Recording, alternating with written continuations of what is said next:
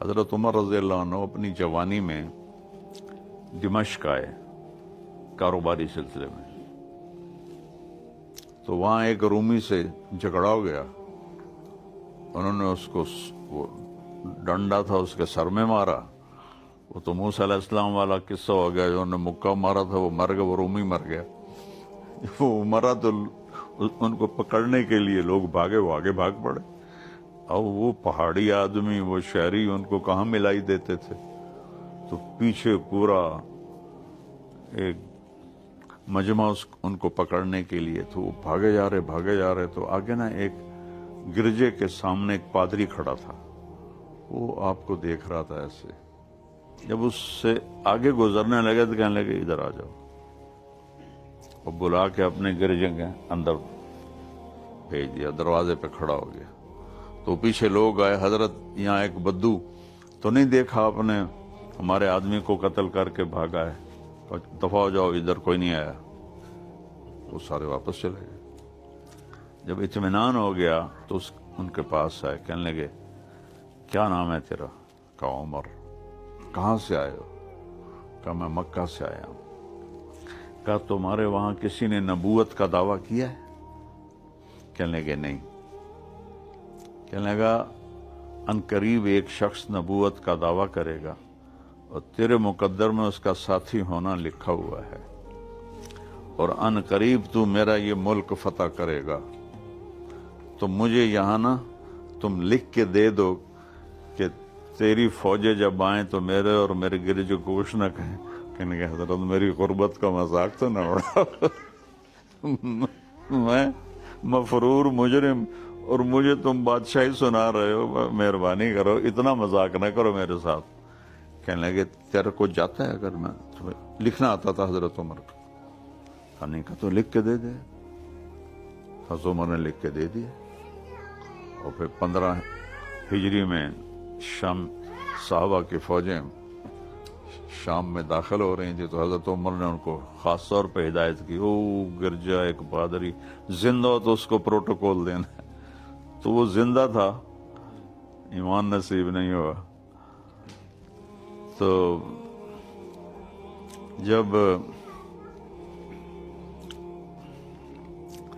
آپ کی عمر کوئی 23-24 سال ہوئی تو آپ نے تجارت کا سفر کیا، حضرت خدیجہ کا مال لے کر گئے ملک شام، اور واپس آئے تو اتنا پروفٹ تھا کہ حضرت خدیجہ بھی حیران، اور ان کا جو ساتھ غلام تھا وہ بھی حیران کہ یہ اتنا پروفٹ کیسے ہو گیا ہے۔ تو اس نے کہا یہ بہت سچا آدمی ہے، بہت دیانتدار آدمی ہے، تو اس نے ایک پائی ادھر ادھر نہیں کی، پہلے تیرے نوکر ادھر ادھر کر دیتے تھے، پھر دوسرا سفر کیا، اس میں بھی اتنی ہی زیادہ پروفٹ ہوا۔ تو پھر حضرت خدیجہ بیوہ تھیں، پہلے ورقہ بن نوفل سے منگنی ہوئی، وہ ٹوٹ گئی، وہ ان کے کزن تھے جو عیسائی ہو گئے تھے۔ پھر اس کے بعد ابو حالہ سے شادی ہوئی، اس سے ایک بیٹا ہوا اور ابو حالہ فوت ہو گئے۔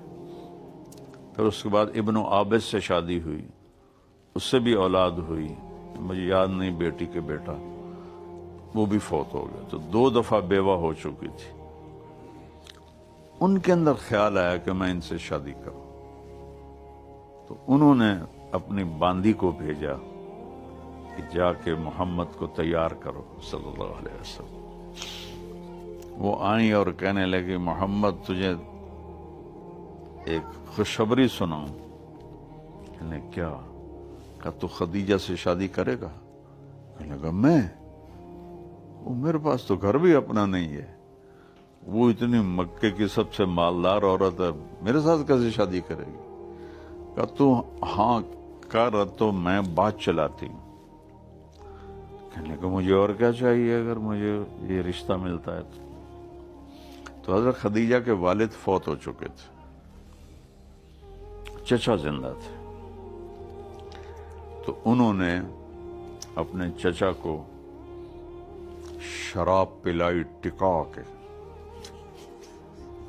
یا وہ پورے نشے میں چلے گئے نا، تو ان سے کہنے لگی چچا محمد بن عبداللہ میرا رشتہ مانگ رہا ہے، ہاں کر دو؟ کہ ہاں کر دے۔ اس نے جلدی سے انہوں نے پگڑی پہ رنگ لگا دیا۔ جب صبح ہوئی تو کہنے لگی یہ رنگ کیا ہے؟ کہا آپ نے رات میرا رشتہ طے کر لیا۔ کہا توبہ توبہ، کب؟ کس سے؟ کہا محمد بن عبداللہ سے۔ کہا اس فقیر سے تیرا رشتہ کروں گا؟ کہا چچا سارے مکے میں خبر پھیل گئی ہے، اب آپ سردار آدمی ہیں، یہ دیکھو یہ رنگ بھی لگا ہو، اگر آپ نے انکار کیا تو آپ کی شان میں کمی آ جائے گی۔ تو اس طرح حضرت خدیجہ رضی اللہ تعالیٰ عنہ نے منایا اپنے چچا کو۔ تو پھر اس کے بعد حضرت ابو طالب تشریف لائے اپنے بنو ہاشم کے ساتھ، اور حضرت خدیجہ کے گھر میں نکاح ہوا۔ اور پھر آپ نے اپنی باندیوں کو حکم دیا کہ رقص کرو، تو انہوں نے رقص کیا شاید اس نکاح کی خوشی کا۔ تو اس کے بعد جب آپ اٹھنے لگے تو حضرت خدیجہ نے کہا کہاں جا رہے ہو؟ کب ہو گیا نکاح؟ کہا نہیں بیٹھو۔